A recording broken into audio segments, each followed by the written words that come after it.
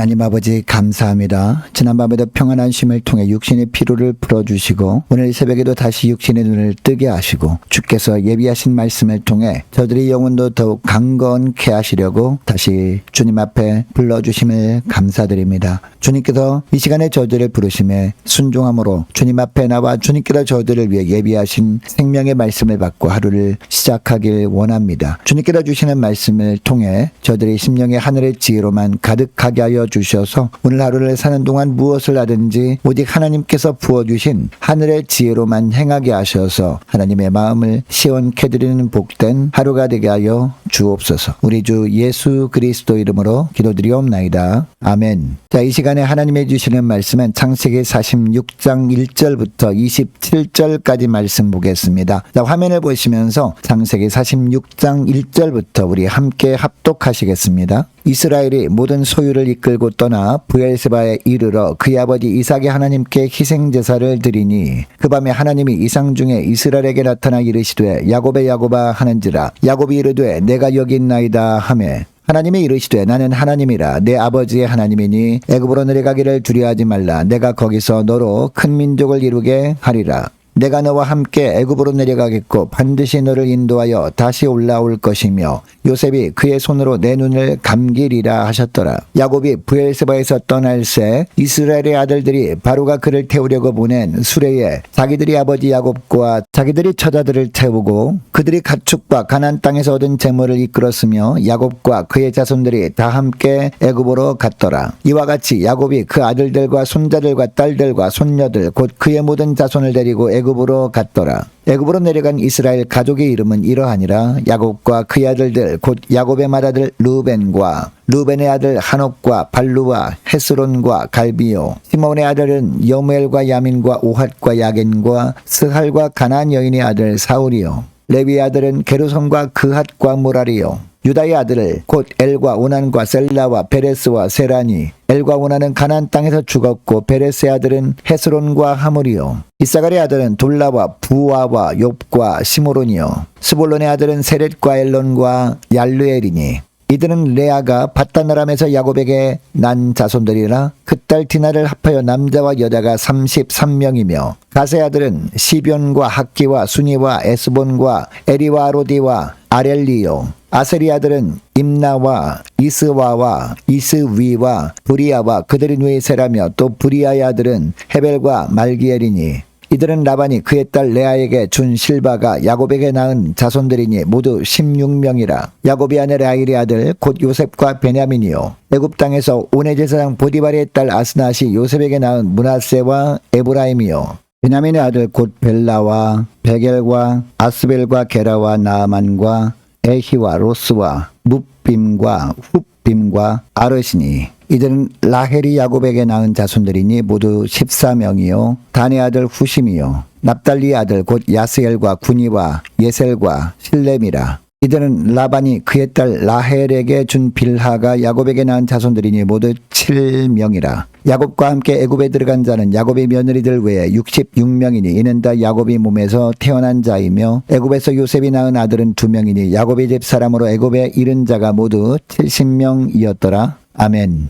여러분, 살다 보면 내가 원하지 않았는데 계획에 없던 일이 생길 때가 있습니다. 예상 못한 위기를 만나서 아무리 하나님의 섭리라고 이해하려고 해도 이해가 되지 않을 때가 있다는 겁니다. 여러분, 이때 마음속에 제일 먼저 하나님 지금 이게 맞습니까? 라는 생각이 듭니다. 오늘 본문에 보면 야곱이 딱 이런 상황을 만난 가운데 있었습니다. 이제 130년을 살아온 가나안 땅을 떠나서 낯선 이방 나라 애굽으로 가야 하는 상황이었습니다. 아브라함 때부터 하나님께서 내려가지 말라라고 했던 땅이었습니다. 그런데 지금은 하나님께서 거기로 가라라고 하십니다. 여러분, 이 야곱의 이야기가 오늘 우리가 사는 이야기일 수 있습니다. 자, 오늘 본문 창세기 46장 말씀을 통해서 하나님이 원하시는 흔들리지 않는 믿음은 어디에서 오는지 세 장면으로 살펴보면서 은혜 나누기를 원합니다. 첫째로 약속의 말씀을 받을 때 믿음이 세워진다라는 겁니다. 여러분, 야곱이 애굽으로 떠나기 전날 밤에 브엘세바에서 하나님께 제사를 드리는데 그 밤에 하나님이 이상 중에 나타나셔서 말씀하십니다. 어떤 말씀을 하십니까? 3절 4절을 보니까 두려워하지 말고 애굽으로 내려가라. 내가 거기서 너로 큰 민족을 이루게 하리라. 내가 너와 함께 애굽으로 내려가겠고 요셉이 그의 손으로 내 눈을 감기리라 라고 합니다. 여러분, 하나님께서는 단순히 두려워하지 말라라고 말씀만 하지 않으십니다. 왜 두려워하지 않아도 되는지 그 근거를 말씀으로 주십니다. 세 가지 약속을 주시는데요. 첫째로는 내가 큰 민족을 이루게 하리라 라고 하십니다. 목적을 주신 겁니다. 둘째, 내가 너와 함께 가겠다라고 하십니다. 동행을 약속하신 겁니다. 셋째로, 요셉이 내 눈을 감기리라 라고 하십니다. 마지막까지 책임지시겠다라는 겁니다. 여러분, 이때 야곱은 감정이 안정되어서 안심한 것이 아니었습니다. 하나님의 약속이 손에 쥐어졌기 때문에 안심했던 겁니다. 여러분, 우리도 마찬가지입니다. 예상치 못한 일이 닥쳤을 때 이전보다 좋아진 상황 때문에 우리의 믿음이 흔들리지 않는 것이 아닙니다. 하나님의 약속의 말씀 때문에 우리의 믿음이 흔들리지 않게 되는 겁니다. 여러분, 그러므로 날마다 말씀을 붙잡고 사는 사람은 위기가 찾아와도 다릅니다.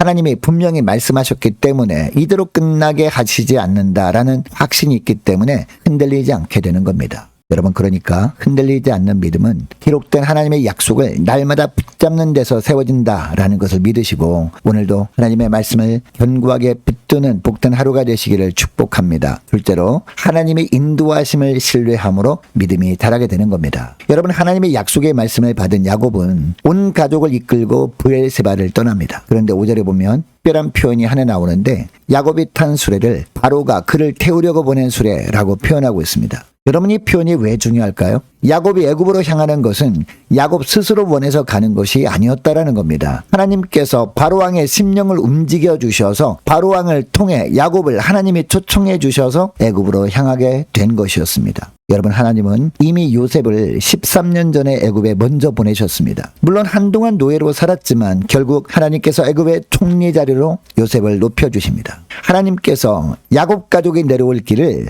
미리 요셉을 통해서 준비해 주신 겁니다. 그런데 그동안 야곱은 그것을 전혀 몰랐습니다. 그러나 하나님은 알고 계셨고 이미 일하고 계셨습니다. 여러분, 내가 모르는 자리에서 하나님이 먼저 일하고 계신다는 것, 이것이 우리 신앙의 핵심인 줄 믿습니다. 내가 막막하다고 느끼는 그 순간에도 하나님의 손은 이미 거기 앞에 가 있다는 사실을 믿으시기 바랍니다. 여러분, 그러니까 믿음이란 불안을 억누르는 것이 아닙니다. 그 불안을 주님께 맡기고 하나님이 가라 하시면 하나님의 길을 여셨을 거야 라고 하면서 따라가는 것, 이것이 믿음입니다. 여러분, 흔들리지 않는 믿음은 위기의 순간에 하나님의 인도하심을 신뢰하는 데서 자라는 것인 줄 믿으시기 바랍니다. 셋째로, 언약 성취를 기대할 때 믿음이 완성되는 겁니다.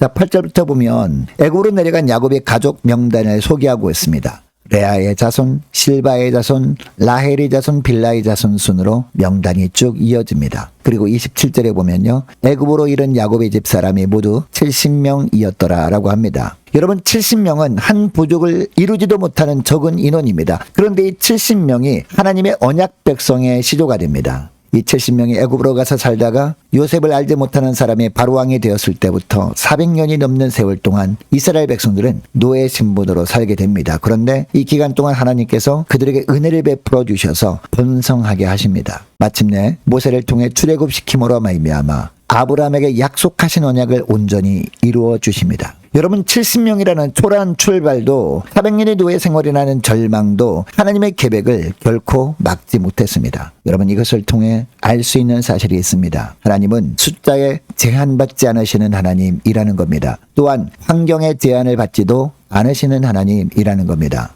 여러분, 지금 여러분의 상황이 너무 작아 보입니까? 너무 늦은 것 같습니까? 너무 초라해 보입니까? 하나님은 그 자리에서 위대한 일을 시작하시는 하나님이심을 믿으시기 바랍니다. 하나님은 반드시 하나님의 때에 하나님의 계획을 이루십니다. 여러분, 흔들리지 않은 믿음은 하나님께서 반드시 언약을 성취하신다는 기대 위에서 완성된다라는 사실을 믿으시기 바랍니다. 여러분, 오늘 야곱의 이야기를 통해서 하나님의 약속을 붙잡을 때 믿음이 세워지고 하나님의 인도하심을 신뢰할 때 믿음이 자라고 하나님의 언약 성취를 기대할 때 믿음이 완성된다는 것을 알았습니다. 여러분, 이것을 기억하시고 오늘 하루 우리 앞에 어떤 상황이 기다리고 있는지 모릅니다. 예상치 못한 일이 올 수도 있습니다. 막막하고 흔들리는 순간이 올 수도 있어요. 그러나 그때 하나님이 약속하셨다, 하나님의 인도하신다, 하나님의 반드시 이루신다, 이 믿음 붙들고 승리하는 복된 하루가 되시기를 축복합니다. 자, 오늘 말씀을 기억하고 이 시간에 기도할 때 이렇게 기도했으면 좋겠습니다. 하나님, 오늘도 기록된 하나님의 약속을 두 손으로 붙잡게 하옵소서. 이해하지 못하는 일을 만났을 때도 하나님의 인도하심을 신뢰하게 하옵소서. 하나님께서 반드시 언약을 이루신다는 기대를 놓지 않고 흔들리지 않는 믿음으로 살게 하옵소서. 간절히 기도하는 이 새벽 될 수 있기를 축복합니다. 계속해서 기도하기를 원하는 것은 모든 구역 식구들과 자녀들을 위해서 저와 여러분을 위해서 함께 기도하기를 원하고 월, 화, 목 저녁 8시에 늘 진행되고 있는 미스바 기도회 위해서 함께 기도하기를 원합니다. 각 구역 식구들과 자녀들을 위해서 남녀 전도회와 청년부 임력원들을 위해서 교회 재정을 위해서도 함께 기도하기를 원하고